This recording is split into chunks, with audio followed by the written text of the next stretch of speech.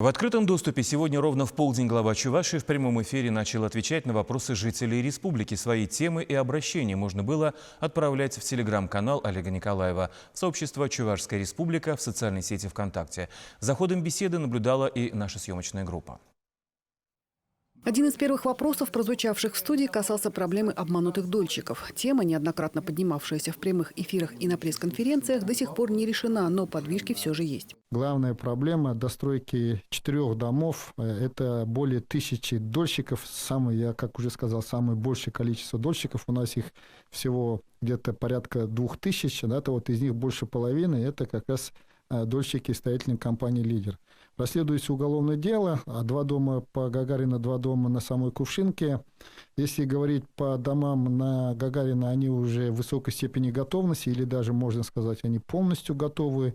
Остались вопросы с коммуникациями, дом можно сдавать и людей заселять. По Кувшинке сложнее. Суд, к сожалению, не идет навстречу и не принимает, казалось бы, очень простое, понятное решение, и тем самым пока тормозится возможность финансирования, а финансирование напрямую, конечно же, влияет на завершение объекта. Тема возведения новых объектов звучала довольно часто. Жители республики спрашивали, когда в регионе появятся приюты для животных и будет ли решена проблема с инфраструктурой для земель, выданных многодетным. По словам Олега Николаева, на сегодняшний день в Чувашии выдано более 9000 таких участков. Около половины из них имеют подъездные пути и проведен газ, но дома возведены только на 20.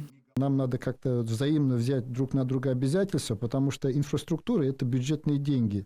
И очевидно, если мы бюджетные деньги тратим, то там должны появиться дома, в которых реально люди будут жить, потому что иначе это будет не совсем правильная трата денег. Вопрос с трудовой миграцией тоже на особом контроле. Чтобы жители республики не уезжали на заработки в другие регионы, принят ряд мер. В отрасли сельского хозяйства, в агропромышленном комплексе, а это именно в сельской территории, можно сказать, практически совершили чуть ли не революцию с точки зрения техперевооружения, повышение производительности труда. Заработная плата у нас растет выше, чем в среднем по экономике именно в отрасли сельского хозяйства и сельской местности. Но, соответственно, в других направлениях тоже очень много делаем, чтобы у нас появились новые заводы, новые производства. Есть такое понятие, как затраты на жизнь, или жизненный комфорт. И вот по этим показателям, конечно же, Чувашская республика уже сравнилась, и в том числе с московскими заработными платами, в частности, в отрасли строительства. Поэтому я думаю, что здесь очень важно переломить, мне кажется, сформированную уже, можно даже сказать, веками внутреннюю психологию. А менять надо именно за счет создания здесь условий. Этим занимаемся, и есть определенный успех. Качество дорог, транспортная реформа, поддержка семей участников специальной военной операции. На все поступившие в ходе прямой линии вопросы власти обещали дать развернутые ответы. Светлана Позднякова, Андрей Шоклев, Вести Чувашия.